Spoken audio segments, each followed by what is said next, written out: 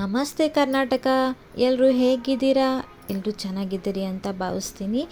ಇವತ್ತಿಂದು recipe ಬಂದುಬಿಟ್ಟು crispy bread custard dessert ಅಂತ ಹೇಳಿ, ಅದನ್ನು ಹೇಗೆ ಮಾಡೋದು ಅಂತ ಹೇಳಿ ನೋಡ್ಕೊಂಬರೋಣ ಬನ್ನಿ.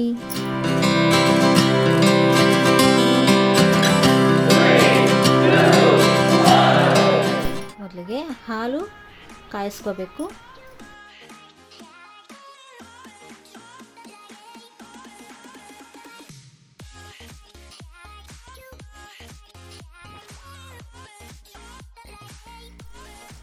ನಾನು ತೊಗೊಂಡಿರೋದು ಕಸ್ಟರ್ಡ್ ಪೌಡರ್ ಬಂದುಬಿಟ್ಟು ವೆನಿಲಾ ಫ್ಲೇವರ್ಡ್ ಇದೆ.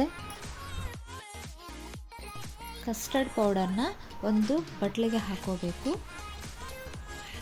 ಅದನ್ನು ಡೈರೆಕ್ಟ್ ಹಾಕೋದ್ರಿಂದ ಗಂಟು ಕಟ್ಟಿಬಿಡುತ್ತೆ. ಹಾಗಾಗಿ ಒಂದು ಬಟ್ಲಲ್ಲಿ ಹಾಕ್ಕೊಂಡಿದ್ದೀನಿ. ಒಂದು 3 ಸ್ಪೂನಷ್ಟು ತೊಗೊಂಡಿದ್ದೀನಿ.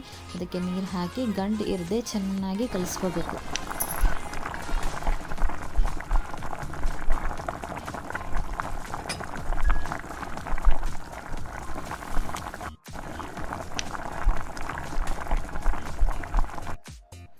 ಒಂದು ಗ್ಲಾಸಷ್ಟು ಸಕ್ಕರೆ ತೊಗೋತಾ ಇದ್ದೀನಿ ನಾನು.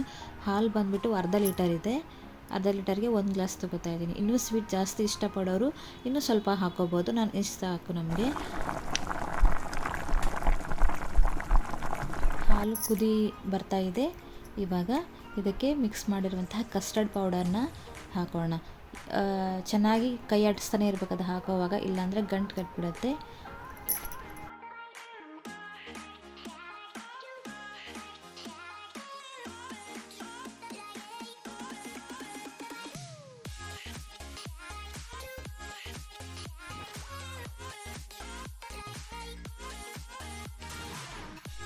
ನೋಡಿ, ಈಗ ಆಗಿದೆ ನೋಡಿ. ಇಷ್ಟು ಗಟ್ಟಿ ಇದ್ದರೆ ಸಾಕು. ಯಾಕಂದರೆ ತಣ್ಣಗಾದ್ಮೇಲೆ ಅದಿನ್ನೂ ಸ್ವಲ್ಪ ಗಟ್ಟಿ ಅನಿಸುತ್ತೆ. ಇದನ್ನು ತಣ್ಣಗಾಕಿ ಬಿಡಬೇಕು. ಬಾದಾಮಿ ಮತ್ತು ಗೋಡಂಬಿನ ಕಟ್ ಮಾಡ್ಕೊಳ್ಳೋಣ. ನೋಡಿ, ಈಗ ಬ್ರೆಡ್ಡಿಂದು ಎಡ್ಜ್ ಕಟ್ ಮಾಡ್ಕೋಬೇಕಾಗುತ್ತೆ. ನಾನು 4 ಬ್ರೆಡ್ ತೊಗೊಂಡಿದ್ದೀನಿ. ಈ ಬ್ರೆಡ್ದ ಎಡ್ಜ್ ಕಟ್ ಮಾಡಿ ಸಣ್ಣ ಪೀಸಾಗಿ ಮಾಡ್ಕೊಳ್ಬೇಕು.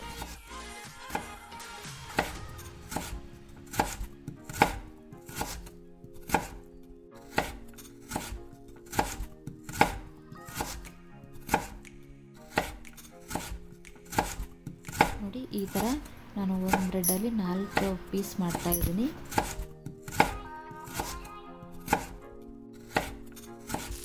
ಇವಾಗ ಎಣ್ಣೆ ಕಾದಿದೆ. ಇದಕ್ಕೆ ಕಟ್ ಮಾಡಿರುವಂತಹ ಬ್ರೆಡ್ಡನ್ನು ಹಾಕಿ ಫ್ರೈ ಮಾಡ್ಕೊಳ್ಬೇಕು.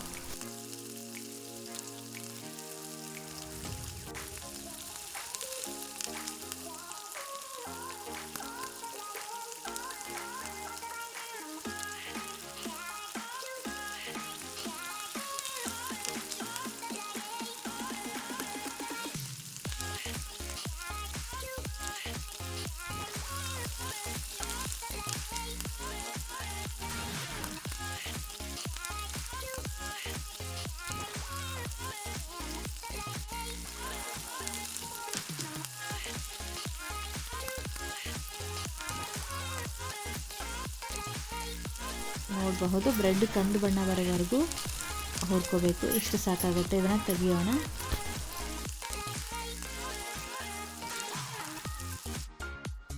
ಒಂದು ಬೌಲ್ ತಗೊಳ್ಳಿ. ಬೌಲಲ್ಲಿ ಎಲ್ಲ ಬ್ರೆಡ್ಗಳನ್ನು ಇಡಬೇಕು.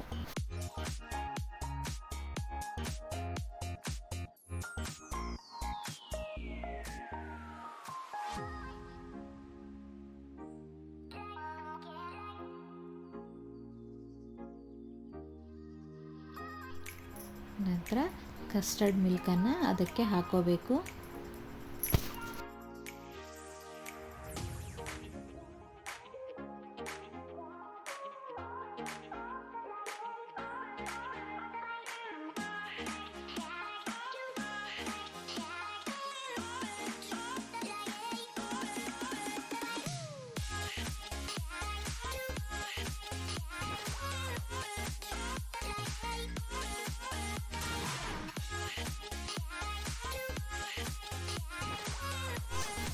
ಈಗ ಕಟ್ ಮಾಡಿರುವಂತಹ ಗೋಡಂಬಿ ಮತ್ತು ಬಾದಾಮನ್ನು ಅದ್ರ ಮೇಲೆ ಹಾಕೊಳ್ಬೇಕು. ಇದನ್ನು ಒಂದು ಅರ್ಧ ಗಂಟೆ ಬಿಟ್ಟು ತಿನ್ನಬೇಕು. ಇಲ್ಲಾಂದರೆ ಫ್ರಿಜ್ಜಲ್ಲಿಟ್ಟರೆ ತಣ್ಣಗಾಗುತ್ತೆ. ಅದು ಇನ್ನೂ ಚೆನ್ನಾಗಿರುತ್ತೆ ತಿನ್ನಲಿಕ್ಕೆ. ಈಗ crispy bread custard dessert ready ಆಯಿತು. ನೋಡಿ ಹೇಗಿದೆ ಅಂತ.